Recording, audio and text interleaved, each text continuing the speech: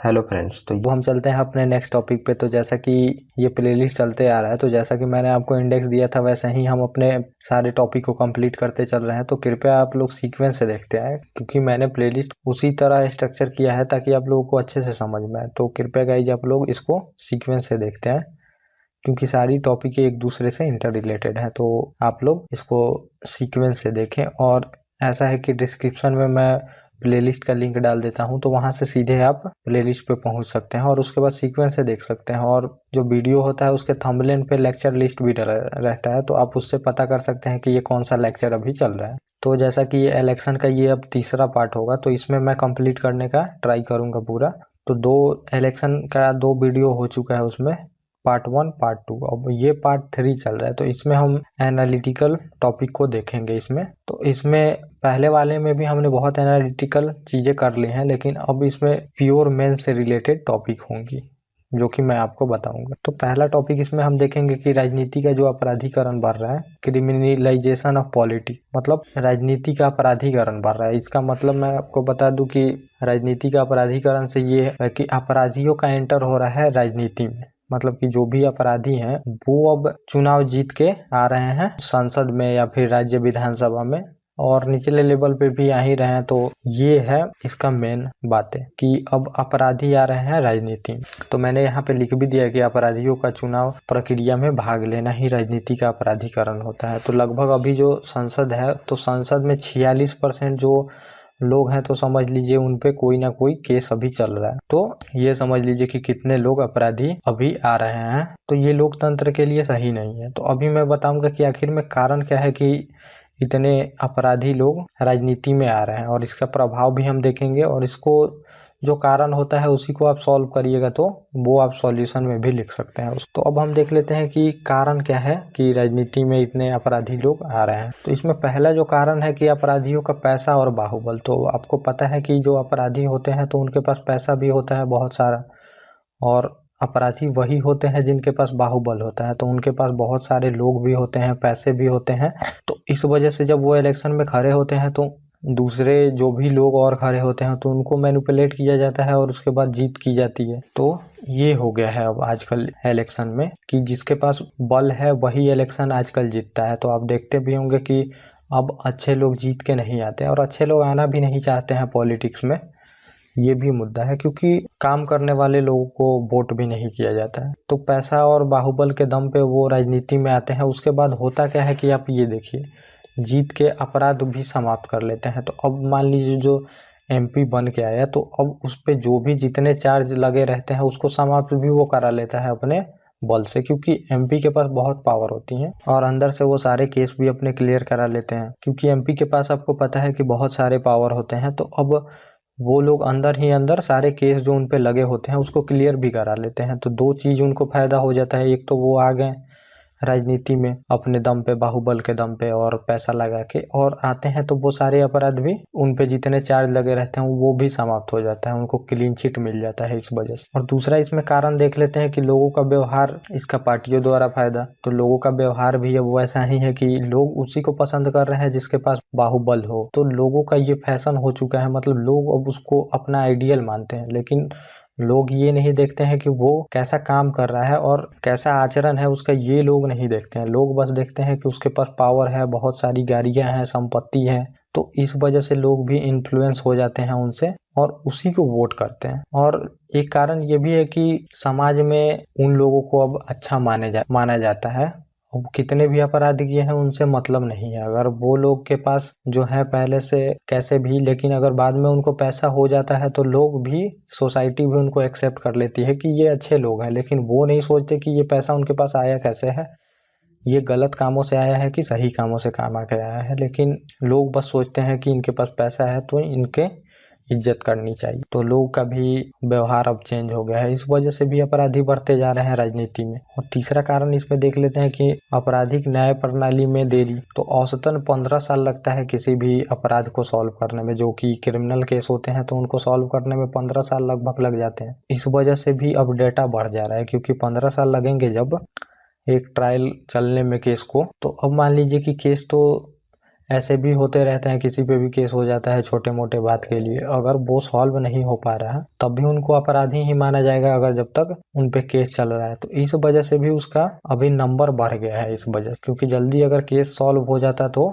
ये नंबर कम दिखते। और चौथा इसमें कारण है कि निर्वाचन आयोग के कार्य प्रणालियों में खामियां हैं, तो निर्वाचन आयोग भी रोकने का कोई कोशिश नहीं करती है। अब आप देखते ही हैं कि बहुत सारे जब इलेक्शन आते हैं तो उसमें दिया जाता है क्रिमिनल लोगों को टिकट, लेकिन निर्वाचन आयोग भी नहीं रोक पा रही है उसमें। तो नॉमिनेशन जब होता है तो वहां पे चेक किया जा सकता है, लेकिन ये लोग चेक वे कोई नहीं करता।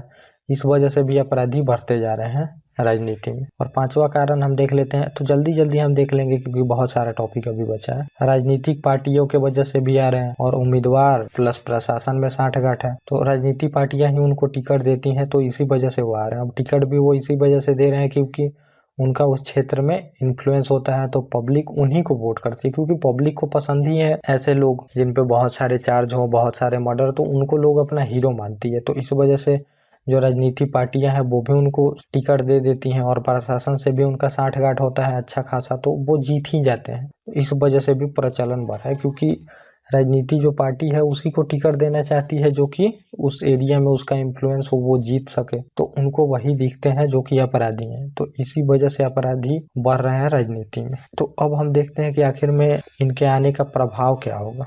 तो प्रभाव होगा लोकतंत्र पे, प्रभाव होगा इसमें पहला। तो अब लोकतंत्र में क्या माना जाता है कि जनता पे जनता द्वारा शासन किया जाता है, लेकिन अब जनता पे कौन शासन करेगा। मुझे पसंद अच्छे लोग हैं, लेकिन वहां पे जीत जाते हैं धांधली के वजह से ये लोग, अपराधी लोग। तो अब जो लोकतंत्र होता है इसमें सभी को मौका बराबर मिलना चाहिए इलेक्शन लड़ने का, लेकिन इसमें बराबर नहीं हो पाता है। तो जो धन होता है, जिनके पास बल होता है, वो डोमिनेट करते हैं कहीं ना कहीं अच्छे लोग जो कि इलेक्शन में खड़े होते हैं। तो इस वजह से लोकतंत्र पे भी प्रभाव पड़ता है, और कानून निर्माण पे भी प्रभाव पड़ता है। तो अब कानून निर्माण पे कैसे प्रभाव पड़ेगा, तो अब जो संसद में गए हैं चुन के, चाहे राज्य विधानसभा में, तो वो उस टाइप का कानून नहीं बनाना चाहेंगे अगर जिस टाइप का अपराध उन पे ज्यादा लगा हो। तो अब इसमें एक ये भी बोला जाता है कि आखिर में जो रेप कांड इतने बढ़ रहे हैं तो क्यों नहीं संसद टफ कानून पास कर रही है।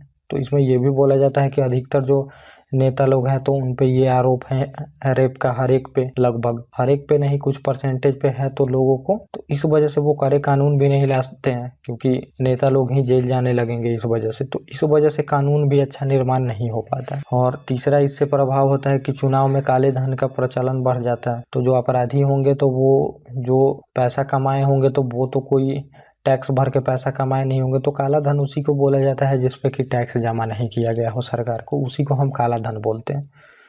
तो अब जो अपराधी होंगे तो वो तो उनका कोई अच्छा बिजनेस तो नहीं होगा कि वो इतना पैसा कमा रहे होंगे। वैसे वो लोग कुछ इनलीगल काम ही करके पैसा कमाते हैं, तो वो पैसा को जब खर्च करेंगे बिना टैक्स दिए तो इसको काला धन माना जाता है। तो काले धन का भी प्रचलन बढ़ जाता है इससे। तो ये सब काले धन का प्रभाव मैं आपको इकोनॉमिक्स में बताऊंगा, तो कि क्या प्रभाव होता है इकोनॉमिक्स पे काले धन का। जब काला धन किसी अर्थव्यवस्था में ज्यादा सर्कुलेट होने लगता है तो क्या प्रभाव होता है। एक लिमिट तक जब काला धन होता है देश में तो ये अच्छा माना जाता है, लेकिन एक लिमिट से ज्यादा होने लगता है तो फिर ये देश को हार्म पहुंचाता है। तो ये सब मैं आपको इकोनॉमिक्स क्लास में बताऊँ। और न्यायिक प्रक्रिया पर प्रभाव पड़ता है, तो न्यायिक प्रक्रिया पे इस वजह से प्रभाव पड़ता है कि अब जो मान लीजिए कि जो करके आए हैं अपराध वो सांसद बन गए, तो अब वो न्यायिक प्रक्रिया पे प्रभाव डालेंगे ताकि उनका जो भी केस वगैरह है तो उनको क्लीन चिट मिल जाए वहां पे। इस वजह से न्यायिक प्रक्रिया पे भी प्रभाव पड़ती है इससे, और भ्रष्टाचार भी बढ़ता है इससे।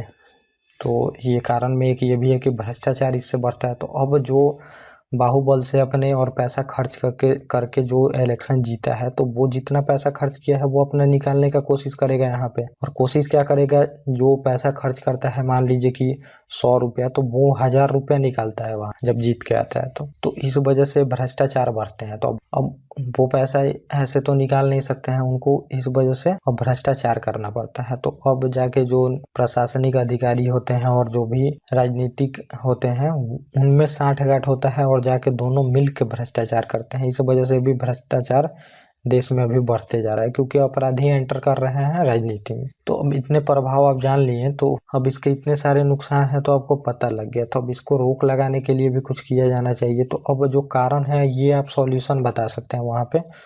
और एक सुप्रीम कोर्ट ने 2002 में सभी डिटेल बतानी होगी। तो जब आप नॉमिनेशन डालने जाते हैं, कोई अगर नेता है वो नॉमिनेशन फॉर्म डालता है अपना, तो उस टाइम आपको सब अपना डिटेल बताना होगा, इसमें बोला गया। तभी तो पता चलेगा कि पब्लिक को कि आप पे कितना अपराध है, तब वो वोट नहीं करेगी, आपको जानेगी तब तो। और 2005 में रमेश दलाल का केस था एक, उसमें अयोग्य घोषित कर दिया जाएगा अगर 2 साल से ज्यादा की सजा आपको हुई हो तो आपको अयोग्य घोषित कर दिया जाएगा इलेक्शन लड़ने से। और 2023 में एक लिली थॉमस भी केस था, तो उसमें 2 वर्ष की सजा हुई है आपको, तो 6 वर्ष तक आप चुनाव नहीं लड़ सकते। तो ये सब सुप्रीम कोर्ट कुछ गाइडलाइंस दिया है ताकि अपराधीकरण कम हो सके, क्योंकि मेनली इन लोगों पे जब तक लगाम नहीं लगेगा तो ये लोग अपने आप पे खुद पे लगाम नहीं लगा सकते। तो इस वजह से सुप्रीम कोर्ट को इंटरफेयर करना ही पड़ेगा, और किया भी है सुप्रीम कोर्ट ने, क्योंकि मैंने बताया कि लॉ भी सही नहीं बनेगा तो ये अपने आप अपने ऊपर खुद पे लॉ नहीं बनाएंगे कि ये खुद ही चंगुल में फंसे नेता लोग। तो आपने ये देख लिया राजनीति का अपराधीकरण। अब हम देखेंगे अगला जो टॉपिक है हमारा, तो एक काफी इम्पोर्टेंट टॉपिक है और ये देश के लिए बहुत ही अच्छा टॉपिक है कि राजनीति में युवा नहीं आना चाहते हैं। ये मुद्दा बहुत ही ऊपर रहता है। तो हमारे देश में तो इतना बातें नहीं होती हैं कि राजनीति में युवा नहीं आना चाहते हैं, लेकिन अब जब वर्ल्ड के कंट्रियों में जाइएगा तो वहाँ पे हर एक देश में देखिएगा तो बहुत ही युवा लोग जो होते हैं तो वो राष्ट्रपति और प्रधानमंत्री के पद तक पहुँच जाते हैं बहुत ही कम उम्र में। लेकिन हमारे यहाँ पे युवा राजनीति में आना ही नहीं चाहते हैं, क्योंकि युवा जो होते हैं तो जो भी एक पीढ़ी होती है तो उसकी जो अगली पीढ़ी होती है उनके पास कुछ पिछली पीढ़ी से ज़्यादा उनको माना जाता है ऐसा कि ज़्यादा दिमाग होता है और ज़्यादा वो समझने में सक्षम होते हैं। क्योंकि आप देखेंगे कि हर एक बार ग्लोबल सिनेरियो चेंज होते जाता है तो उन लोगों के पास अच्छा खासा नॉलेज है। तो अभी जो पहले के जो लोग हैं और अभी के जो बच्चे होते हैं तो आप उनसे मिला सकते हैं। तो अभी देखते हैं कि जो बच्चे होते हैं तो वो फोन वोन चलाने में काफ़ी एक्सपर्ट होते हैं जैसे कि बुजुर्ग होते हैं पहले के। और जो अभी के बच्चे हैं तो उनके जब बच्चे होंगे तो आप देखेंगे कि इन लोगों से ज़्यादा अपग्रेड है, उन लोगों को ज़्यादा दिमाग है और ज़्यादा चीज़ें वो जानेंगे। तो इस वजह से जो युवा होता है वो किसी चीज़ को अच्छे तरह से समझ पाता है और जान पाता है। अब ऐसा नहीं है कि एक उम्र होने से ही किसी को दिमाग होती है, सारी चीज़ें तजुर्बा भी होता है, लेकिन एक युवा में सीखने की भी चाहत ज़्यादा होती है और ज़्यादा चीज़ें समझ पाता है। तो युवा का राजनीति में आना बहुत ही जरूरी होता है किसी लोकतंत्र में। तो इस वजह से हम देखेंगे कि पहले हम देखेंगे कि आखिर में कारण क्या है कि युवा नहीं आ पा रहे हैं, और इसमें हम कुछ सुझाव भी देंगे ताकि आप आंसर में लिख सकें वो सुझाव को कि कैसे युवा को हम अट्रैक्ट कर सकते हैं राजनीति में। तो पहला की है तो आप ऊपर वाला कारण इसमें लिख सकते हैं कि जो ये सब कारण मैंने बताया आपको कि अपराधियों को पैसा प्लस बाहुबल से आ जाते हैं राजनीति में, तो युवा को उससे मोह भंग हो जाता है। क्योंकि युवा के पास अब जो होगा तो उसके पास इतना पैसा और बल नहीं होगा कि वो राजनीति में आ पाए। तो ये भी कारण है कि युवा नहीं आ रहे हैं, क्योंकि अपराधीकरण बढ़ रहा है राजनीति में। और इसमें दूसरा कारण ये भी हो जाएगा कि लोगों का व्यवहार नहीं है। तो अब एक युवा जहाँ खड़ा होता है और एक जहाँ पे बाहुबल वाले और पैसा वाले लोग खड़े होते हैं तो युवा को कोई वैल्यू नहीं दिया जाता है वहाँ पे। भले ही वो कितना ही शिक्षित हो, कितना अच्छा काम करे, लेकिन वहाँ पे उसको कोई वैल्यू नहीं दिया जाएगा। वैल्यू उसी को दिया जाएगा कि जिसके पास बाहुबल हो, वो बहुत सारा अपराध किया हो, अपराध करके अपना नाम बनाया हो, तो आप उसी को वैल्यू देंगे। इस वजह से भी युवा नहीं आ रहे हैं राजनीति में। और राजनीति पार्टियों का प्लस, तो अब राजनीति पार्टियां जो हैं वो भी युवा को नहीं आने देना चाहती हैं। ये भी है इसमें बात कि वो टिकट उसी को देंगी जो जीत सके, तो उसमें युवा को नहीं देंगी क्योंकि युवा को सपोर्ट उतना नहीं मिलेगा पब्लिक से। इस वजह से भी युवा नहीं आ पा रहे हैं राजनीति में। और कुछ कारण हमने वहां पे देख लिया, 5 कारण। अब हम छठा कारण जो है इसमें अलग से मैंने ये लिखा है, तो भाई भतीजावाद प्लस भ्रष्टाचार। तो भाई भतीजावाद मतलब आप समझ ले कि जैसे कि किसी की पार्टी है तो उसमें उन्हीं के लोग आएंगे जो उनके फैमिली मेंबर हैं। तो इस वजह से भी युवा नहीं आ पा रहे हैं क्योंकि उनको मौका ही नहीं मिला जा रहा है। तो अब एक जो पार्टी मान लीजिए लोकल लेवल पे छोटी पार्टी बनाई जा रही है तो उसमें सारे फैमिली मेंबर को इन्वॉल्व कर दिया जाता है। तो उन लोगों के फैमिली भी बहुत बड़े होते हैं, तो चाचा ताऊ दादा दादी नाना नानी जितने लोग हैं उनको इन्वॉल्व किया जाता है और हर एक जगह से उनको लड़ाया जाता है। तो अब सारे सीट तो उन्हीं को मिल जाते हैं, तो उसमें युवा को कहाँ सीट मिल पाता है, इसमें ये भी बोला जाता है। तो जो सक्षम है उसको सीट नहीं मिल पाता है, और ये सब इसी वजह से भी किया जाता है ताकि वो लोग भ्रष्टाचार कर सके। तो एक पार्टी की जब होगी कमान एक ही घर में, तो वो लोग भ्रष्टाचार भी कर सकेंगे सभी मिल के वहाँ पे। और अगर कुछ बाहरी लोग उसमें आते हैं पार्टी में तो वहाँ पे वो रोक सकते हैं उनको करने से, इस वजह से भी लोग एंटर नहीं होने देता है उसमें। और सातवां कारण हम देख लेते हैं तो युवा जो है वो नैतिकता देख के राजनीतिक दल और जो उम्मीदवार अभी खड़े होते हैं इस वजह से भी उनका मोह भंग हो चुका है। तो आजकल आप पॉलिटिकल पार्टी लोगों का नैतिकता देख ही रहे हैं कि कितना नैतिकता गिर चुका है। और जो भी उम्मीदवार खड़े होते हैं इलेक्शन में उनका जो नहीं बोलना होता है वो बोला जाता है, और इलेक्शन जीतने के लिए जो नहीं करना चाहिए वो किया जाता है। तो इस वजह से भी युवा जब होते हैं तो युवा होते हैं तो अब पढ़े लिखे होते हैं, तो पहले के लोगों से वो काफी पढ़े लिखे हैं, इस वजह से वो नहीं आना चाहते, उनको उस लायक हम सम्मान नहीं दे पाते जैसा उनको चाहिए। तो अब हम देखते हैं कि आखिर में हम कुछ सुझाव क्या दे सकते हैं कि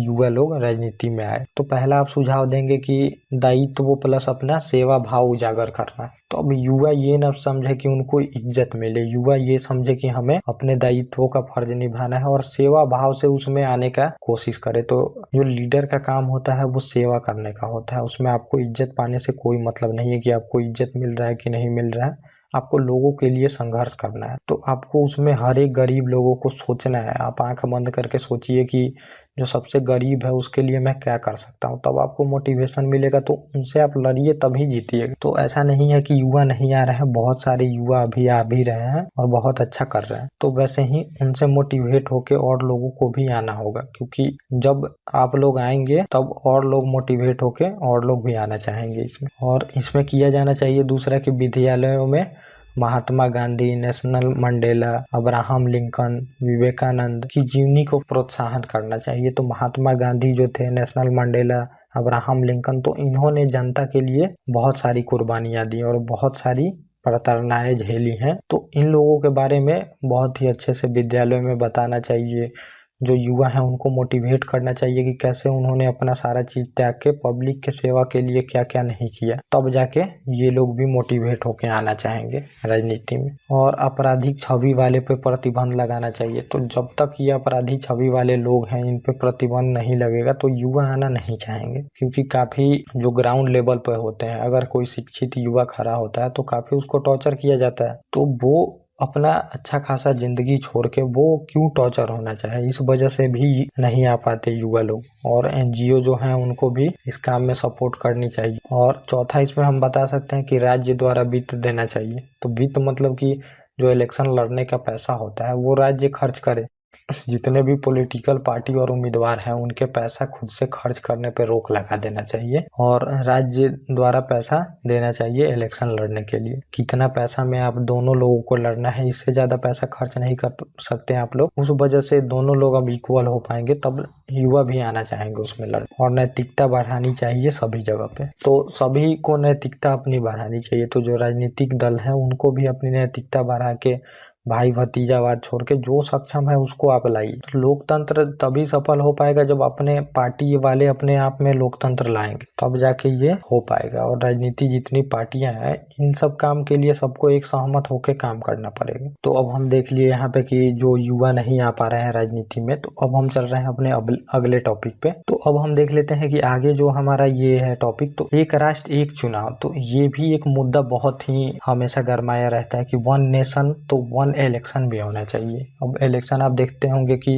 हमेशा इलेक्शन चलते रहते हैं, तो इसलिए बोला जाता है कि क्यों ना एक ही साथ इलेक्शन हो और उसके बाद 5 साल तक लोगों को इलेक्शन में हिस्सा ना लेना पड़े। क्योंकि इसमें बहुत सारे लोग बोलते हैं कि हमेशा देश जो है इलेक्शन में ही लगा रहता है, तो काम कब करेंगे, नेता कब काम करेंगे, देश में कब काम होगा। तो ये टॉपिक हमेशा रहता है न्यूज़ में। तो इसका मैं आपको बता देता हूँ टोटल जो इसका प्लस पॉइंट क्या है और चुनौतियां क्या है इसके कराने में, और सुझाव क्या हम देंगे। क्योंकि जितनी चीजें होनी चाहिए आपको लॉजिकल पता होनी चाहिए बिल्कुल कि लॉजिक क्या है, क्यों है, कैसे है और सॉल्यूशन क्या है। ऐसे पता रहेगा तो आप लोग अच्छा से सुझाव भी दे पाएंगे। और कहीं भी बात करिएगा तो आप लोग लॉजिकल बात करिएगा, ये नहीं कि कुछ भी हवा में आपको बोलना है। तो पहला हम देख लेते हैं कि इसका प्लस पॉइंट क्या है। एक चुनाव अगर होता है एक ही साथ तो इसका फायदा क्या होगा। तो विकास प्रक्रिया में बाधा घटेगी। तो ऐसा बोला जाता है कि हमेशा राजनीति पार्टियां इलेक्शन में बिजी रहती हैं, तो काम तो वो कभी नहीं करती और हमेशा प्रचार करो, ये करो, वो करो, कभी इस स्टेट में कभी उस स्टेट में। तो जो नेशनल पार्टी, जो नेशनल गवर्नमेंट होती है हमारी लोकसभा की, तो वो पार्टियां जो होती है, अब जैसे जनता पार्टी है तो उनकी सरकार स्टेट में भी होती है, और जब स्टेट में चुनाव होगा तो उन लोगों को कैंपेन करना पड़ता है और प्रचार वगैरह भी करना पड़ता है, तो वहाँ पे काम बाधित होता है। इस वजह से ये भी बोला जाता है कि एक बार चुनाव हो जाएगा स्टेट और सेंटर दोनों का, तो टाइम मिलेगा नेता लोगों को काम, और धन बल का प्रयोग कम होगा। इसमें ये भी बोला जाता है कि जो धन बल का प्रयोग है वो भी कम होगा, क्योंकि अब एक बार इलेक्शन लड़ लीजिएगा तो उसमें कितना कोई धन बल का प्रयोग कर लेगा, जितना करना है। तो अब एक पार्टी है तो अपना पूरा, जो अभी इलेक्शन होगा एक स्टेट में तो वो पूरा दम अपना झोंकेगी, लेकिन अब पूरे कंट्री में एक ही साथ चुनाव होगा तो अब वो पूरे कंट्री में तो पूरा अपना दम कितना भी लगा ले तो उतना प्रभावित नहीं कर पाएंगे जितना कि एक बार में एक स्टेट में होगा तो वो प्रभावित कर सकते हैं। तो इसमें ये बोला जाता है कि धन बल का प्रयोग कम होगा, तो राजनीतिक अपराधीकरण भी कम होगा इससे, तो ये मैंने बताया भी। और तीसरा इसमें बोला जाता है प्रॉफिट होगा, कि लोकतंत्र में सभी को फायदा होगा। तो जब एक साथ इलेक्शन होगा तो सभी खड़ा हो पाएंगे, तो कम डोमिनेट होने का चांस है, जो कि युवा वगैरह हैं और जो पढ़े लिखे उम्मीदवार हैं वो लोग आना चाहेंगे एक साथ जब इलेक्शन होगा, तो क्योंकि आप एक ही जगह पूरा अपने पावर का यूज नहीं कर सकते, तो इस वजह से जो फ्री एंड फेयर इलेक्शन होगा इसमें। और चौथा इसमें फायदा बोला जाता है कि धांधली भी कम होगी। तो वही मैंने जो बताया पॉइंट ऊपर से आप रिलेट कर सकते हैं कि एक बार होगा तो कोई भी पार्टी उतना धांधली नहीं कर पाएगी, कि पूरे नेशनल लेवल में होगा। अब उनके कितने कार्यकर्ता होंगे जो कि पूरे देश में काम कर सके, तो यहाँ पे कम धांधली के चांस बनता है और छोटी पार्टियों को भी मौका मिलेगा इससे। तो इतने फायदे थे। अब हम देख लेते हैं कि आखिर में इसकी चुनौतियां क्या है वन नेशन वन इलेक्शन का। तो ये भी आपको बताना पड़ेगा, क्योंकि आप कोई भी क्वेश्चन एक तरफा नहीं लिख सकते हैं। क्वेश्चन में आपको दोनों पॉइंट देनी होगी, प्रॉफिट क्या है तो आपको नुकसान भी बताना होगा, और बाद में आपको सजेशन भी देना होगा कि हम कैसे उसको कर सकते हैं। तो मेंस आंसर राइटिंग बिल्कुल ऐसे ही होता है। तो बिल्कुल मैं आपको स्ट्रक्चर दे देता हूँ, आपको कुछ नहीं करना, बस यही पॉइंट जाके सीधे लिख देना है, जैसा क्वेश्चन होगा वैसे। तो पहला इसमें चुनौती में बताया जाता है कि जनसंख्या ज़्यादा है हमारे देश की, और 1/4 मान लीजिए 25% हमारी देश की जनसंख्या अभी निरक्षर है, मतलब अशिक्षित है। तो इस वजह से होगा क्या कि जो क्षेत्रीय मुद्दा होता है और जो राष्ट्रीय मुद्दा है, दोनों मिश्रित हो जाएगा, एक में मिल जाएगा, मतलब मिक्स हो जाएगा, क्योंकि पब्लिक हमारी अभी उतनी शिक्षित नहीं है जितना कि होनी चाहिए। तो ये सब वेस्ट कंट्री है तो उन लोगों के पास शिक्षा बहुत ज़्यादा है, तो हमारे देश में उतना शिक्षा नहीं है कि हम ये सब कर सके। तो इस वजह से होगा कि क्षेत्रीय मुद्दा अलग होता है और राष्ट्रीय मुद्दा अलग होता है। तो राष्ट्रीय मुद्दा मतलब कि पूरे नेशनल के लिए एक मुद्दा होता है, और क्षेत्रीय मुद्दा की आपको क्या क्या जरूरत है ये भी देखा जाता है उसमें क्षेत्रीय मुद्दा में। तो आप देखते भी होंगे कि जैसे कोई पार्टी सेंटर में तो बहुत सारा सीट लेके आ जाती है, लेकिन जब स्टेट में इलेक्शन होता है तो वो पार्टी को बहुत ही बुरी तरह से हारना पड़ता है। तो अब यहाँ पे होता है कि जो लोकल चुनाव होते हैं वो क्षेत्रीय मुद्दे पे होते हैं, और जो लोकसभा का चुनाव होता है वो राष्ट्रीय मुद्दा पे होता है। तो वो पूरा देश के लिए चुनाव होता है, और जो लोकल चुनाव होता है वो क्षेत्र के लिए होता है। इस वजह से भी अब लोग समझ नहीं पाएंगे कि कौन सा क्षेत्रीय मुद्दा है और हमारा कौन सा नेशनल मुद्दा है, तो वहां पे वोट इधर उधर कर सकते हैं लोग। और दूसरा इसमें चुनौती है कि सरकार 5 साल नहीं रह पाई, तो अब मान लीजिए 5 साल बाद आपको चुनाव कराना है, तो अब दूसरा जो चुनाव होगा पूरे नेशन पे वो 5 साल बाद होगा। लेकिन अब स्टेट में आप ये भी देखते हैं कि कोई कोई सरकार 5 साल से पहले भी चली जाती है, चाहे मान लीजिए कि प्रेसिडेंट रूल लग जाता है, तो वहां पे बहुत सारे स्टेट में प्रेसिडेंट रूल भी लग जाता है, तो अब वहां पे सरकार 5 साल से पहले चली जाती है। तो अब क्या करिएगा, वहां पे फिर दोनों अलग अलग हो जाएगा कि अब नेशनल का चुनाव अलग कराना पड़ेगा, स्टेट का आपको अलग कराना पड़ेगा, क्योंकि हर एक स्टेट में 5 साल सरकार नहीं चल पाती है। तो ये भी दूसरा चुनौती में बोला जाता है। और तीसरा इसमें बोला जाता है कि संसाधन प्लस प्रशासन बहुत लगेंगे इसमें ज़्यादा। तो इसमें अब मान लीजिए कि शासन प्रशासन भी उतना कहाँ से आ पाएगा कि आप एक पूरे देश में चुनाव करा रहे हैं और लोकसभा के भी करा रहे हैं और स्टेट का भी एक ही साथ सब करा रहे हैं। तो बहुत सारे, अब जैसे यूपी जैसे स्टेट हैं बड़े, तो अब यूपी में ही 8 से 9 चरण लग जाते हैं एक चुनाव संपन्न कराने में। तो अब पूरे देश में समझिए कि कितना चुनाव कराने में टाइम लगेगा, तो उतने प्रशासन कहाँ से आएंगे और उतने संसाधन कहाँ से आएंगे सरकार के पास, ये भी इसमें बोला जाता है। और चौथा इसमें चुनौती में बताया जाता है कि केंद्र में जिसकी सरकार है वो प्रभावित कर सकती है स्टेट को। तो अब जब एक ही साथ चुनाव होगा तो अब जो नेशनल लेवल की पार्टी है, जो नेशनल मतलब कि लोकसभा में जिसकी बहुमत है, तो उसकी सरकार है अब पूरे देश में, तो वो डोमिनेट कर सकती है छोटी पार्टियों को, क्योंकि इलेक्शन कमीशन सारे उन्हीं के द्वारा नियुक्त किए जाते हैं। तो यहाँ पे कुछ प्रभावित करने का भी चांस बनता है इसमें। तो ये भी चुनौती में आती है। और पांचवा जो चुनौती है कि संघीय ढांचा प्रभावित हो सकता है, इसमें केंद्र की जीतने का ज़्यादा चांस है। तो वही कि अब संघीय ढांचा है हमारा, लेकिन हमारा जो इलेक्शन कमीशन है एक है। तो स्टेट का जो इलेक्शन कमीशन है तो वो पंचायत लेवल पे चुनाव कराता है, लेकिन जो हमारा संघीय निर्वाचन आयोग है वो पूरे देश लेवल पे चुनाव कराता है और स्टेट का भी चुनाव वही कराता है। तो इसमें बोला जाता है कि एक साथ चुनाव होगा तो जो संघीय सरकार है वो डोमिनेट कर सकती है स्टेट को, वहाँ पे उनके जीतने का ज़्यादा चांस हो जाएगा। लेकिन ये संघीय ढांचा के खिलाफ है, तो दोनों को बराबर मौका मिलना चाहिए वहाँ। तो अब इतने इसमें चुनौती देख लिया आप, तो अब वन नेशन वन इलेक्शन कैसे होगा, इसमें हमें कुछ सुझाव भी देने होंगे इसमें कि आगे सरकार क्या कर सकती है। तो सुझाव में आप ये दे सकते हैं कि वन नेशन वन इलेक्शन के लिए कि जिस राज्य में 6 महीने के अंतराल पर चुनाव होने वाले हों उसको एक साथ करा सकते हैं। तो अब मान लीजिए कि जैसे कि या तो किसी स्टेट का चुनाव 6 महीने बाद होने वाला है, या फिर किस लोकसभा का जो चुनाव हो रहा है वो 6 महीने बाद होने वाला हो, तो जो 6 महीने का अंतर हो स्टेट में या फिर स्टेट सेंटर में, उसको मिला के एक साथ आप करा सकते हैं चुनाव। तो 5-6 स्टेट मिला लीजिए, एक लोकसभा चुनाव मिला लीजिए, ऐसे करके कराया जा सकता है एक बार में, लेकिन संभव नहीं है ये। और लोकसभा के नज़दीक उनका भी साथ में करा लिया जाए। तो मैंने बताया जैसे कि लोकसभा का चुनाव मान लीजिए 6 महीने में होने वाला है और स्टेट का भी चुनाव अभी ही कराना है, तो अभी स्टेट का कुछ दिन रोक दो और लोकसभा के साथ करा लो, मिला के ऐसे कर सकते हैं हम इसमें। और तीसरा इसमें बोला जाता है कि वर्तमान जो हमारी व्यवस्था है इसी को मजबूत करना चाहिए। वन नेशन वन इलेक्शन कोई समाधान नहीं है, इसी को हम मजबूत कर सकते हैं। तो जो मॉडल कोड ऑफ कंडक्ट वगैरह है इसको सही से इम्प्लीमेंट करो, और राजनीति पार्टियां जितनी है अपनी नैतिकता बढ़ाएंगी, तो हमें वन नेशन वन इलेक्शन की ज़रूरत नहीं है और हम अपना कार्य में इफिशियंसी ला सकते हैं उसी में। और चुनाव आयोग को अधिक शक्तियाँ दी जाए इसमें। तो चुनाव आयोग के पास जितनी शक्तियाँ रहेंगी उतना फ्री एंड फेयर इलेक्शन हो पाएगा और उतना ही फायदा होगा इसमें। और राजनीतिक दल को अपनी नैतिकता बढ़ानी होगी। तो मेन अगर सॉल्यूशन एक ही है कि अगर राजनीतिक जो दल है वो अपना नैतिकता बढ़ा ले, पार्टी से ऊपर होके जब भी सोचने लगे देश के लिए, तो यहाँ पे किसी भी सुधार की ज़रूरत नहीं होगी। तो ये हमने देख लिया वन नेशन वन इलेक्शन। अब हम इसमें देखेंगे 2 और हमारे टॉपिक हैं। तो पहला है इसमें एक जो टॉपिक है चुनाव में वित्त पोषण की जो समस्या है, जो इसको हम देख लेते हैं। चुनाव में वित्त पोषण से रिलेटेड एक मुद्दा आता है। तो इसमें पहला जो होता है कि हर एक कमेटियाँ कुछ बनती हैं तो वो बोलती हैं कि राज्य द्वारा वित्त दिया जाए, मतलब कि जो पॉलिटिकल पार्टी हैं उनको स्टेट से फंड किया जाए। अब स्टेट मतलब ये मैं बोल रहा हूँ स्टेट मतलब तो आप राज्य मत ये समझ लीजिएगा कि मैं किसी राज्य का बात कर रहा है। स्टेट मतलब कि जो सेंट्रल लेवल की सरकार है या फिर जो स्टेट लेवल की सरकार है, दोनों का मैं बात कर रहा हूँ। तो इसमें पहला बोला जाता है कि राज्य द्वारा जो पॉलिटिकल पार्टी है उनको पैसा दिया जाए और इतना ही पैसा में उनको इलेक्शन लड़ना है, उनको बाकी कहीं से चंदे वंदे नहीं लेने हैं, ये इसमें बोला जाता है। तो इसका प्लस पॉइंट क्या है हम ये देख लेते हैं कि इसके फायदे क्या होंगे जब राज्य द्वारा वित्त दिया जाएगा चुनाव लड़ने के लिए। तो हम जल्दी देख लेंगे क्योंकि हमारे इसमें बहुत सारी टॉपिक हैं। तो पहला बोला जाता है कि लोकतंत्र में समानता पर बल होगा और गरीब जो उम्मीदवार है वो टिक पाएंगे। तो जो स्टेट फंडिंग करेगा तो अब दोनों को सेम पैसा दिया जाएगा, और जो निर्दलीय भी होंगे तो उनको कुछ मदद दी जाएगी। तो अब इसमें बराबर सभी को मौका मिलेगा, तो लोकतंत्र इससे बढ़ेगा। लोकतंत्र में समानता होनी चाहिए उम्मीदवारों को, तो उम्मीदवारों को समानता मिलेगी क्योंकि स्टेट फंडिंग करेगा इस वजह से, तो दोनों उतने ही पैसे में चुनाव लड़ेंगे, इस वजह से समानता आएगी इसमें।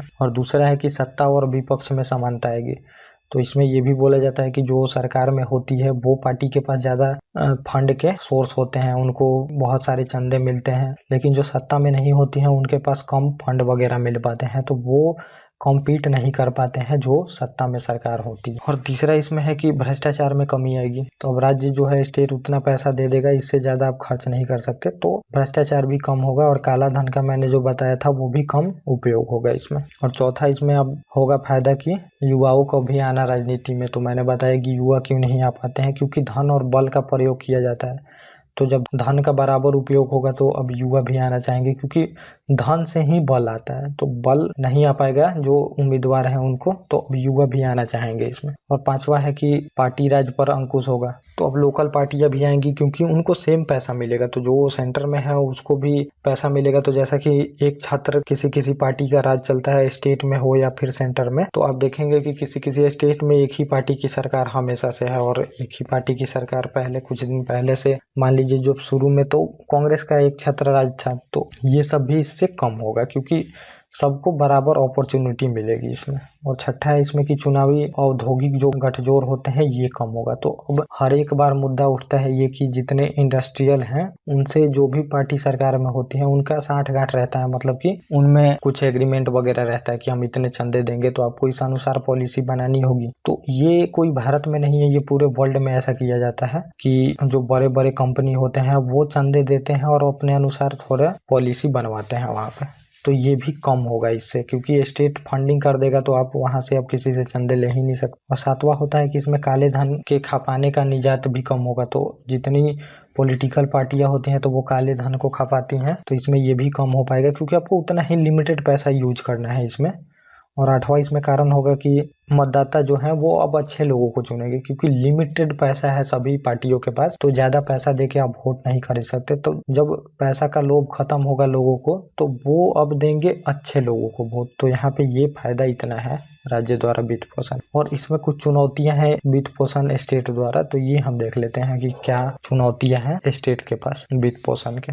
तो पहला इसमें है कि राज्य द्वारा भी और अपने द्वारा भी यूज करेंगे। तो अब जो राजनीतिक पार्टियां हैं इसमें ये भी एक मुद्दा आता है, आप तो फंड दे दिए लेकिन अब इसमें आप उनको रोक कैसे लगाएंगे, इसमें कोई प्रोविजन कैसे कर सकता है कि उनको रोक लगाया जाए। तो जो काला धन होता है वो तो वैसे ही छिपा के यूज किया जाता है। तो इसमें ये भी मुद्दा आता है, वो स्टेट से भी पैसा ले लेंगे खर्च करने के लिए और अपना जो फंड वगैरह लेते हैं चंदे वगैरह वो भी लेके खर्च करेंगे, तो उनको और सोर्स मिल जाएगा पैसे का। और दूसरा इसमें बोला जाता है कि पार्टियों के लेखांकन कैसे किया जाएगा। तो अकाउंटिंग जो होता है वो कैसे होगा इसमें भी समस्या है कि किस टाइप से अकाउंटिंग किया जाएगा कि पता चले कि वो लोग नहीं चंदा लेंगे, क्योंकि जो चंदे आते हैं वो छिपा के आते हैं, ऐसा तो है नहीं कि किसी को उजागर करके पैसे दिए जाते हैं। और तीसरा इसमें चुनौती है कि राजकोषीय दबाव बढ़ेगा। तो एक तो बजट घाटा हमारा ऐसे ही चलते रहता है स्टेट और सेंटर दोनों में, तो अब बजट घाटे और बढ़ सकते हैं और राजकोषीय दबाव बढ़ सकता है सरकार पे, ये भी एक मुद्दा आता है। और चौथा इसमें है कि विभिन्न दलों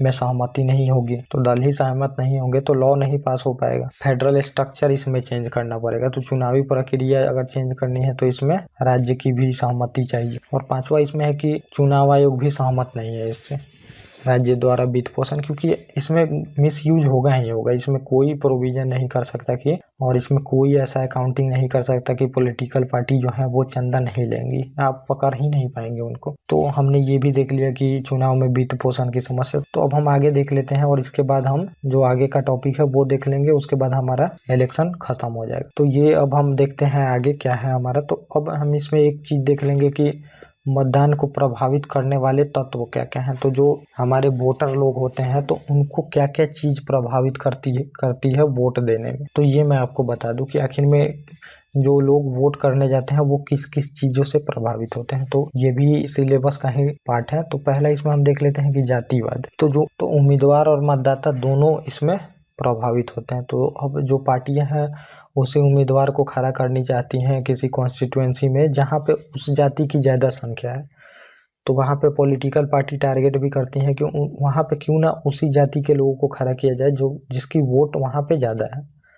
और मतदाता भी उसी से प्रभावित होते हैं, वोट अपने जाति के लोगों को ही देंगे। तो दो चीज़ें यहाँ पे जातिवाद प्रभावित करता है वोटरों को। और दूसरा उन्हें प्रभावित करता है आर्थिक तत्व। आर्थिक तत्वों में क्या क्या प्रभावित कर देगा, जैसे कि महंगाई बढ़ जाए, अगर आर्थिक स्थिति देश की सही नहीं है, रोजगार नहीं है, तो भी उनको प्रभावित करेगा। और वहाँ से अब जो पार्टियां बोलेंगी कि ये सब हम चीज़ें ठीक करेंगे, उनको वोट देगा लोग। तो ये भी चीज़ें प्रभावित करती हैं वोटरों को। तो इसी वजह से देखते होंगे इलेक्शन टाइम में सरकार महंगाई वगैरह पे बहुत ही ध्यान देती है। आरबीआई को पॉलिसी रेट कम करने को बोला जाता है ताकि देश ग्रोथ करे, वहाँ पे आर्थिक स्थिति अच्छी हो पाए। तो ये सब चीज़ें इकोनॉमिक्स के हैं, तो उसमें मैं आपको बताऊंगा। महंगाई वगैरह ये सब कम किया जाता है। और डेटा भी जो होती है वो सरकार छिपाती है, तो बेरोजगारी का भी डाटा अभी तक बताया नहीं गया है। और इसमें हम देख लेते हैं कि तीसरा है जो नेतृत्व करते हैं लीडर जो होते हैं, वो भी डिपेंड करता है कि उससे भी वोटर बहुत प्रभावित होते हैं, तो की वजह से भी सरकार में आना। तो अब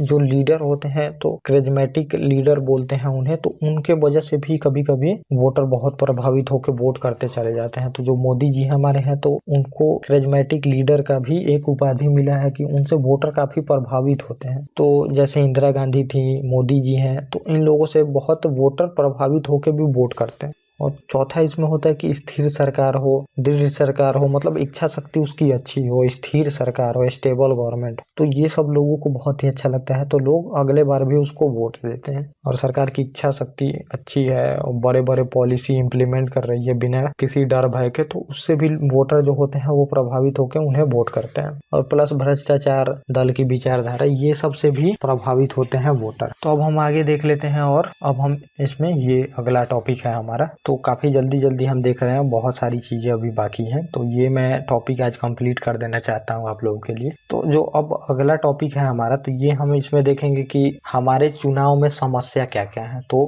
प्रॉब्लम इन इलेक्शन, ये हम देखेंगे कि आखिर में चुनाव में क्या क्या समस्या है, तो ओवरऑल पिक्चर आपको देगा कि पूरा चुनाव प्रणाली में क्या समस्या है। तो पहला है इसमें भ्रष्टाचार। तो चुनाव में आपको पता है कि एक्सेस भ्रष्टाचार होते हैं, हर एक राजनीति पार्टियों को चंदे दिए जाते हैं, और जो पार्टियां हैं वो पहले से भ्रष्टाचार करके पैसा बना के रखती हैं ताकि अगले इलेक्शन में उसको खर्च कर सके और उससे वोट पा सके, जीत सके, लोगों को पैसा बांट सके। तो इस वजह से अब उनको, जब वो जीत के आते हैं तभी से भ्रष्टाचार शुरू कर देना होता है, क्योंकि जब लोग पार्टी जीत के आती है तभी से अगले चुनाव का तैयारी वहीं से शुरू हो जाता है। तो भ्रष्टाचार वहीं से शुरू करो ताकि अगले इलेक्शन में आप पैसा खर्च कर सको। तो इलेक्शन का प्रोसेस तो ये हो गया है, आप सोच भी नहीं सकते कि एक जो मुखिया का इलेक्शन है तो उसमें लोग करोड़ों रुपए फूकता है। तो अब उनके पास पैसा कहाँ से आता है? पैसा उन लोगों के पास आता है कि जो राजनीतिक पार्टियां हैं वो पैसा देती हैं उनको। अब जो निचली पार्टियां हैं ऊपर से पैसा लेती हैं, उसके ऊपर जो है उनसे पैसा लिया जाता है। तो ऐसे होके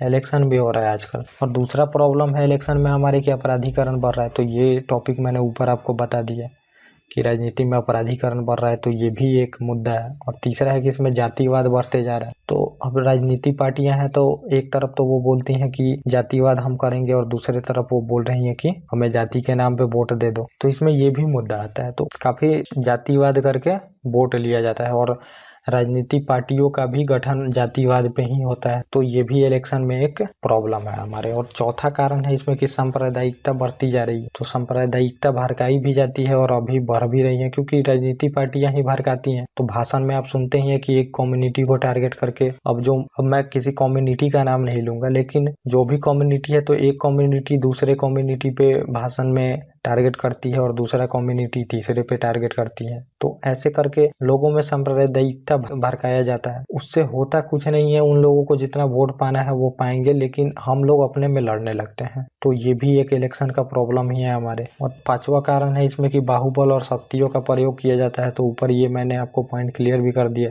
कि जो अपराधी आते हैं तो वो जीतते हैं अपने बाहुबल और शक्ति के दम पे और पैसे के दम पे। तो ये भी एक मुद्दा है इलेक्शन में। और छठा कारण है इसमें कि चुनाव में दलों का चयन में भूमिका है, मतदाता का नहीं है। तो अब जो पार्टियां अपने उम्मीदवार को खड़ा करती हैं तो उसमें भी कुछ जनता की भूमिका होनी चाहिए, उसमें उनका चयन में भी कि आप किस लोगों को खड़े कर सकते हैं, उसमें भी अगर जनता अपना पार्टिसिपेट कर सके तो वो सही होगा वहां पे। तो राजनीति पार्टियां किसी को उठा के टिकट दे देती हैं, तो ये भी एक दिक्कत है इलेक्शन में। तो वो उसी को टिकट देंगी जो वहां पे जीतेगा और जो जिसका इन्फ्लुएंस होगा वहां पे। तो ये भी एक दिक्कत है इलेक्शन में। तो इस वजह से भी युवा और जो इच्छुक है आना वो नहीं आ पाता है, उसको वैसा ग्राउंड नहीं मिल पाता आने के लिए। और सातवां कारण है इसमें कि दल बदल की समस्या है। तो दल बदल की समस्या तो मैंने ऊपर भी आपको बताया है कि राजनीति में दल बदल की कैसे समस्या है। तो जो आया राम गया राम थे तो उन्होंने कैसे दल बदला था और अभी ही कैसे दल बदला जाता है। आप देखते हैं कि कोई पार्टी जीत के आई है और जितने निर्दलीय हैं उनको खरीद लिया जाता है, और एक पार्टी के लोग उस पार्टी के नाम पे वोट लेके आते हैं और दूसरे पार्टी में चले जाते हैं। तो ये पब्लिक के साथ धोखा है बिल्कुल, क्योंकि पब्लिक उस पार्टी को वोट दी थी, और पार्टी का बताया था मैंने कि कोई पार्टी मतलब उसका आइडियल होता है। तो जो उनका आइडियल होता है हम लोग उससे प्रभावित होकर वोट कर देते हैं कि वो आएंगे तो ये चीजें करेंगे, लेकिन आप पार्टी ही बदल दिए, यानी कि हमारा आइडियल आप लोग बदल दिए। तो ये पब्लिक के साथ धोखा किया जाता है। तो ये भी इलेक्शन में प्रॉब्लम। और इलेक्शन में प्रॉब्लम है बूथ कैप्चरिंग भी होता है। तो बूथ कैप्चरिंग करके बाहुबल वाले जो लोग होते हैं वो अपना वोटिंग कराते हैं, वहां पे कोई जा भी नहीं पाता है, और प्रशासन होता है तो वहां पे उनसे 60 गांठ पहले ही कर लिया जाता है, बूथ कैप्चर करके वोट छपवाए जाते हैं। और नौवा इसमें है कि त्रुटिपूर्ण चुनावी लिस्ट है और मतदाता पहचान पत्र है। तो बहुत सारे जो वोटर कार्ड हैं वो इनवैलिड हैं, लेकिन उसको अभी तक हटाया नहीं गया है और उसके नाम पे अभी तक वोट पड़ते हैं, लेकिन उन्हें हटाना चाहिए। तो अभी तक बहुत सारे लोगों की मृत्यु हो चुकी है, उनके नाम पे भी वोट दिए जाते हैं और बहुत जगह ऐसा भी है कि एक लोगों के 3-3 वोटर कार्ड होते हैं। तो ये सब मुद्दा है। तो अब एक लोग 3 लोगों का वोट कर रहे हैं तो ये भी सही नहीं है। और 10वां इसमें कारण है कि वोटों की गणना में त्रुटि है। तो कितना बार आप देखते होंगे कि एक बार जो इलेक्शन जीत गए, अगर उनको सेकेंड राउंड में फिर से अगर रिकाउंटिंग का बोला जाता है तो वो हार भी जाते हैं। तो ये भी यहाँ पे प्रॉब्लम है, वोट की गणना में भी दिक्कत है। तो इलेक्शन में इतने 10 प्रॉब्लम है, तो ये पॉइंट आप कहीं भी लिख सकते हैं, ये आपका वैलिड पॉइंट रहेगा इतना। जब भी आपको चुनाव में प्रॉब्लम पे क्वेश्चन है कि क्या क्या हमारे चुनाव में समस्या है अभी, तो ये पॉइंट आप लिख सकते हैं। अब हम देखेंगे कि जो चुनाव से सुधार कुछ कमेटियां बनी थी वो हम देखेंगे। इसमें 2 बहुत ही इंपॉर्टेंट कमेटी है, उसे हम डिस्कस कर लेंगे यहाँ पे, क्योंकि कमेटी से सीधे प्रीलिम्स में भी क्वेश्चन आ सकता है कि इस कमेटी ने क्या सुझाव दिया था इलेक्शन रिफॉर्म के लिए। और मेंस में तो सीधे आप लिख सकते हैं जब आप सुझाव देंगे कि इस कमेटी ने ये सुझाव दिया है, तो ऐसे हम इसको इम्प्लीमेंट करके चुनाव में सुधार कर सकते हैं। तो ये बहुत ही जरूरी होता है। अगर कोई भी कमेटी बनती है उसका डायरेक्टली आप सजेशन जो दिया है वो लिखते हैं आंसर में, तो आपका आंसर काफी अच्छा माना जाता है वहाँ पे। चुनाव सुधार समिति है, कमेटी ऑन इलेक्टोरल रिफॉर्म के बारे में हम देखेंगे। तो पहला इसमें हम देखेंगे कि जो पहला कमेटी बनी थी वो दिनेश गोस्वामी कमेटी बनी थी 1990 में, और इसके पहले भी तारकुंडे समिति बनी थी। तो इन्होंने बस दिया था कि शैक्षणिक योग्यता होनी चाहिए, तो जो भी इलेक्शन लड़ते हैं तो उनमें कुछ शैक्षणिक योग्यता बनानी चाहिए कि अगर वो इतने एजुकेशन लेते हैं, इतना उनका क्वालिफिकेशन होता है, तभी जाके वो इलेक्शन लड़ सकते हैं। तारकुंडे समिति ने सुझाव दिया था इसमें। तो मेरे ख्याल से ये इनवैलिड पॉइंट है। तो नेता जो होते हैं उनको एजुकेशन के लिए नहीं, ये होना चाहिए कि एजुकेशन उनमें हो। तो नेता में उनके लोकप्रियता के अनुसार चुना जाता है कि कितने लोकप्रिय हैं, इस वजह से उनको चुन के लाया जाता है। तो अब आप अगर कोई क्वालिफिकेशन रख भी देते हैं तो आप अभी जानते हैं कि क्वालिफिकेशन कोई कहीं से भी ले सकता है, तो उनके लिए सर्टिफिकेट लेना तो कोई मुश्किल है नहीं, कहीं से भी वो यूनिवर्सिटी से सर्टिफिकेट निकाल सकते हैं। तो सर्टिफिकेट नहीं होना चाहिए, एजुकेशन होना चाहिए उनमें। और एजुकेशन कैसे होगा, जब हमारा धीरे धीरे देश में एजुकेशन बढ़ते जाएगा, एजुकेशन सिस्टम अच्छे होते जाएंगे तो वो लोग भी लेंगे, क्योंकि एजुकेटेड सब रहेंगे तो उन्हें भी एजुकेशन मिला ही होगा उसमें सब में, तो जाके वो हो सकता है। क्योंकि अभी अगर आप क्वालिफिकेशन रखते हैं तो कोई सर्टिफिकेट मुश्किल नहीं है, सर्टिफिकेट कोई कहीं से भी ले सकता है। और अब हम देख लेते हैं इसमें दिनेश गोस्वामी जो कमेटी बनी थी तो इन्होंने क्या क्या सुझाव दिया था इलेक्टोरल रिफॉर्म पे, ये हम देख लेते हैं। पहला इन्होंने बताया था कि मतदाता पहचान पत्र का निर्माण होना चाहिए। तो अभी बहुत सारे ऐसे जो हैं कि मतदाता पहचान पत्र बहुत लोगों के पास नहीं है, तो इन्होंने सुझाव दिया था कि सबको होना चाहिए, जो भी 18 साल प्लस हो जाए उन्हें जल्दी से जल्दी दे सको, और वो ऑनलाइन भी आवेदन करके ले सके। तो बहुत सारा प्रोसेस होता है, तो गांव के जो भी लोग होते हैं तो वो बाहर कमाने वमाने आ जाते हैं अपने जॉब वगैरह के लिए, तो वो नहीं बना पाते हैं अपना मतदाता पहचान पत्र। तो इन्होंने ये सजेशन दिया था कि इसको इजी कर से ज्यादा लोगों को मतदाता पहचान पत्र बनाया जाए। और इन्होंने सुझाव दिया था कि निर्वाचन जो आयोग है वो 3 सदस्यीय होना चाहिए, तो इसी वजह से कि बाद में 3 सदस्यीय बना दिया गया निर्वाचन आयोग को। तो ये मैंने ऊपर बता भी दिया आपको। और इन्हीं का सुझाव था कि 2 से अधिक निर्वाचन क्षेत्रों से चुनाव नहीं लड़ने देना चाहिए किसी को। तो पहले ये था कि आप कितने भी चुनाव क्षेत्र से चुनाव लड़ सकते थे। तो मैंने बताया भी कि एक जो बाहुबली सांसद थे तो उन्होंने 5 क्षेत्र से एक बार में चुनाव जीत लिया था। तो इस वजह से इन्होंने सुझाव दिया था कि कोई भी उम्मीदवार 2 क्षेत्र से ज्यादा निर्वाचन क्षेत्र जो होते हैं उससे ज्यादा से वो चुनाव ना लड़ सके, तो ये रोक लगा दिया गया है। और चौथा इन्होंने सुझाव दिया कि राजनीतिक दलों में निश्चित सीमा में निर्धारित धनराशि राज्य द्वारा उपयोग किया जाना चाहिए। तो अब जो इलेक्शन में पैसा है वो राज्य द्वारा यूज किया जाना चाहिए, बता देना चाहिए कि इतना ही पैसा दिया जाएगा, एक राजनीति पार्टी को उससे ज्यादा पैसा नहीं खर्च करना है। तो ये मैंने ऊपर बता भी दिया आपको कि चुनाव में वित्त पोषण से प्रॉब्लम क्या है। और इसमें 5वां जो इनका सुझाव था, तो अस्थायी समिति बनाना चुनाव मुद्दों से संबंधित जांच के लिए। तो एक अस्थायी समिति, जो मैंने आपको समिति बताया था, तो 2 टाइप की समितियां होती थी, एक तो तदर्थ समिति होती थी और एक स्टैंडिंग कमेटी होती थी, परमानेंट जो होती थी। तो एक इसमें परमानेंट कमेटी बना के रख देनी चाहिए, जो हमेशा इलेक्शन से संबंधित जांच मुद्दे वगैरह देखती रहेगी हमेशा। और छठा इन्होंने बोला कि अगर स्वतंत्र उम्मीदवार का निधन हो जाता है किसी वजह से तो चुनाव को रद्द कर देना चाहिए। तो जो इंडिपेंडेंट कैंडिडेट खड़े होते हैं किसी इलेक्शन में, अगर उनकी मृत्यु हो जाती है तो उस टाइम चुनाव को रद्द कर देना चाहिए, क्योंकि अब इंडिपेंडेंट अगर जो उम्मीदवार हैं उनकी मृत्यु हो रही है तो यानी उनको कहीं पे डोमिनेट किया गया है बड़े जो उम्मीदवार हैं उस क्षेत्र के, इस वजह से चुनाव ही रद्द कर दो, क्योंकि वो जीतने के लिए ये सब कर रहे हैं। और सातवां इन्होंने बताया कि मतदाता को निःशुल्क मतदान केंद्र पे ले जाने की व्यवस्था करो और छुट्टी भी दो उस दिन उसको। तो मतदाता जो होते हैं उनको ले जाने के लिए जितने वाहन है उसकी व्यवस्था करो और उसको वहां से वोट दिलवा के फिर घर पे पहुंचवाओ। ये भी व्यवस्था स्टेट को करनी चाहिए और उस दिन छुट्टी भी होनी चाहिए, जितने कर्मचारी वगैरह होते हैं काम करने वाले उनको छुट्टी दो ताकि वो वोट डाल सके जाके वहां। और अब हम देख लेते हैं एक और कमेटी थी इसमें बनी थी बाद में इसके, तो ये कमेटी थी इंद्रजीत गुप्ता समिति और ये 1998 बनी थी। स्टेट फंडिंग से रिलेटेड थी ये, कि स्टेट द्वारा फंड मतलब वित्त देना चाहिए कि नहीं चुनाव में।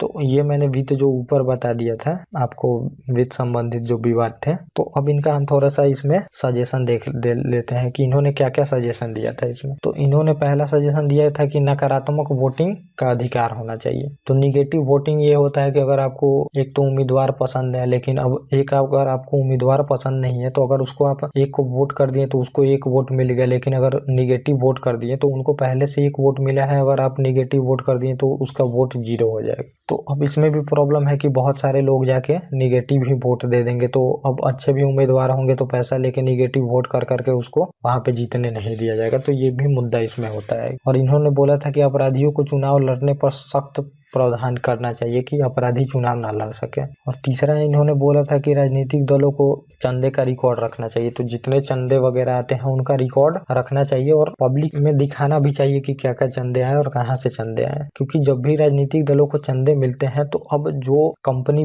वगैरह देती हैं, बहुत बड़ी बड़ी कंपनियां देती हैं, बहुत सारी संस्थाएं देती हैं उनको चंदा लड़ने के लिए, इलेक्शन लड़ने के लिए। तब होता है कि अगर जो पार्टी को चंदे मिलते हैं अगर वो जीत के आती है तो अब जिन्होंने पैसा दिया है इलेक्शन लड़ने के लिए तो वो अपने अनुसार पॉलिसी बनवाते हैं ताकि कंपनी को अच्छा वहां पे फायदा मिल सके। तो इसमें कॉर्पोरेट टैक्स वगैरह भी कम कराया जाता है, चाहे कुछ छूट उट पाया जाता है या फिर जैसा उनको पॉलिसी चाहिए वैसा उस क्षेत्र में बनवाया जाता है, क्योंकि उनको चंदा मिलता है वहां पे। तो ये देश के लिए सही नहीं है। और चौथा इन्होंने सजेशन दिया था कि जनता की भागीदारी बढ़ाई जाए, मोबाइल वोटिंग आदि भी सुविधा लाई जाए। तो अब मोबाइल से आप सभी चीजें करा लेते हैं, लेकिन वोटिंग की सुविधा आप लोग मोबाइल से नहीं करा पा रहे हैं। तो इन्होंने ये भी सुझाव दिया था कि मोबाइल से भी वोट कर सके। तो बहुत सारे लोग होते हैं कि अपने घर पे नहीं जा पाते हैं, चाहे उनका वोटर कार्ड रहता है लेकिन वो वोट नहीं दे पाते हैं। अब मान लीजिए कि कोई आदमी है बिहार से आके किसी जगह पे मान लीजिए दिल्ली मुंबई काम कर रहा है, तो वो अपना वोट देने के लिए नहीं जाने वाला है, ये आप समझ लें अगर वहां पे इलेक्शन होता है। तो अब वहां पे आपको सुविधा बनानी चाहिए कि ऐसा ऐप चाहे कुछ भी बनाए आप, इलेक्ट्रॉनिक पोर्टल वगैरह, की वो वहां पे जाके वोट कर सके डायरेक्टली जिसे चुनना है वहां पे। तो बार कोड वगैरह की व्यवस्था की जा सकती है। आप आधार कार्ड बना दिए, आधार कार्ड सभी जगह आप लोग वहाँ कंपलसरी करते जा रहे हैं, लेकिन वोटिंग में आधार कार्ड वगैरह का यूज नहीं हो पा रहा। तो ये भी इन्होंने सुझाव दिया था। और पांचवा इन्होंने सुझाव दिया था कि जनता को कर्तव्य के प्रति जागरूक किया जाए। तो ये जनता का कर्तव्य भी है डेमोक्रेसी में कि वो वोट करे जाके। तो ये सब का उनको जागरूक बनाया जाए, क्योंकि टीवी पे आप लोग अपना तो ऐड करते हैं कि हम ये योजना चला रहे हैं, लेकिन ये कभी नहीं बोला जाता है कि आप लोग जागरूक हो, उनको वोट दें, इनको वोट दें, ये सब नहीं बोला जाता। तो इतना इन्होंने सुझाव दिया। तो अब हम अपना लास्ट टॉपिक इसमें देख लेते हैं कि 2016 में चुनाव सुधार के लिए चुनाव आयोग ने कुछ सुझाव दिए थे। तो ये भी आपको, ये करेंट मुद्दा है तो ये आपको, क्योंकि यूपीएससी कुछ दिन पहले का क्वेश्चन भी पूछ लेती है और स्टेट पीसीएस वाले, तो ये भी आपके लिए जरूरी होगा। ये आप सुझाव में दे देंगे कि चुनाव आयोग का सुझाव है 2016 का कि ये किया जा सकता है। तो इन्होंने इसमें बोला कि नामांकन पत्र जो है उसको आपराधिक मामले की सूचना देनी होगी। तो जो नामांकन पत्र आप भरते हैं वहां पे आपको ये भी बताना होगा कि आपको कौन कौन सा केस आप पे चल रहा है, ये भी आपको बताना होगा, उसमें ये बोला गया इसमें। और NOTA none of the above का विकल्प होना चाहिए। तो आपके पास नॉन ऑफ द एबव का भी विकल्प होना चाहिए। तो नोटा के बारे में मैंने बता दिया है। और तीसरा इन्होंने बोला कि पेड न्यूज पे प्रतिबंध होना चाहिए, आरपीए के तहत इसमें लाना चाहिए इसको। तो आरपीए जो एक्ट है, रिप्रेजेंटेशन ऑफ पीपल एक्ट, तो उसमें ये भी जोड़ना चाहिए। तो जो भी पेड न्यूज वगैरह हैं इन पे प्रतिबंध लगाने के लिए, क्योंकि न्यूज वाले भी बहुत डोमिनेट करते हैं वोटर को, तो जिधर चाहते हैं उधर वो उनको पुश करते हैं। और चौथा इन्होंने बोला कि एग्जिट पोल जो होता है और ओपिनियन पोल पे प्रतिबंध होना चाहिए। तो एग्जिट पोल पहले ही बता दिया जाता है और ओपिनियन पोल भी कि कौन पार्टी जीत रही है, कौन पार्टी नहीं जीतेगी, तो ये सब पे प्रतिबंध लगना चाहिए, क्योंकि इससे पब्लिक के माइंड में पहले से बैठ जाता है कि ये पार्टी जीतेगी, तो वहां पे वो लोग उसी को वोट करने लगते हैं। तो इस वजह से ये भी प्रतिबंध लगना चाहिए। तो बहुत सारी पॉलिटिकल पार्टी भी बोलती हैं कि एग्जिट पोल वगैरह पे बंद होना चाहिए। जो छोटी पार्टियां होती हैं उनको मौका ही नहीं मिल पाता है आने का सरकार में। और पांचवा इन्होंने बोला कि राजनीतिक दल के खर्चों की अंतिम सीमा निर्धारित कर देनी चाहिए। तो एक सीमा बांध देनी चाहिए कि इससे ज्यादा आप पैसा खर्च नहीं कर सकते हैं। जो विधानसभा चुनाव है तो इसमें एक लिमिट तक इतना खर्च कर सकते हैं, और लोकसभा जो चुनाव होगी तो उससे थोड़ा सा ज्यादा कर सकते हैं, इससे ज्यादा आप खर्च नहीं कर सकते। तो सीमा बांध देंगे लेकिन आपको पता ही नहीं चलेगा कि कितना कौन खर्च कर रहा है। इसमें ये भी मुद्दा आ जाता है कि आप उसको जांच कैसे करेंगे कि कितना पैसा खर्च हो रहा है। ये तो सब ब्लैक मनी होता है जो मैंने ऊपर बताया आपको, और ब्लैक मनी किसी को पता होती नहीं है, तो ये मुद्दा आता है इसमें। और छठा इन्होंने सुझाव दिया कि धार्मिक मुद्दों को ना उठाया जाए चुनाव में। तो जितने भी धार्मिक मुद्दे हैं इन पे वोट नहीं मांगा जाए। वोट मांगना है तो आप काम पे मांगिए, योजना पे मांगिए, लेकिन धार्मिक मुद्दा उठा के वोट ना मांगिए। और सातवां इन्होंने बताया कि जो मॉडल कोड ऑफ कंडक्ट होते हैं एमसीसी, इसको कड़ाई से लागू करना चाहिए, तभी जाके जो स्मॉल पार्टियां हैं, छोटी पार्टियां, उनको भी मौका मिल पाएगा और वो इक्वल होके लड़ पाएंगे और सरकार में आ पाएंगे। तो ये इतना इन्होंने सुझाव दिया। तो ये हमारा इलेक्शन टॉपिक यहाँ पे कंप्लीट हो जाता है। तो बस गाइज आप लोग इसको देखते हैं सीक्वेंस से, और मैं बता दे रहा हूँ कि आपको कुछ भी सोचने की जरूरत नहीं है, सारे क्वेश्चन सॉल्व होंगे। तो कमिटियाँ वगैरह तो कोई नहीं बताता आप लोगों को, और इसमें तो मैंने सुझाव भी बता दिए जितने इलेक्शन कमीशन के थे। तो बस आप लोगों को इसको कुछ नहीं करना, इसको देखते चले, सब टॉपिक ऐसे ही कंप्लीट होगा आप लोगों का। Okay guys, thank you.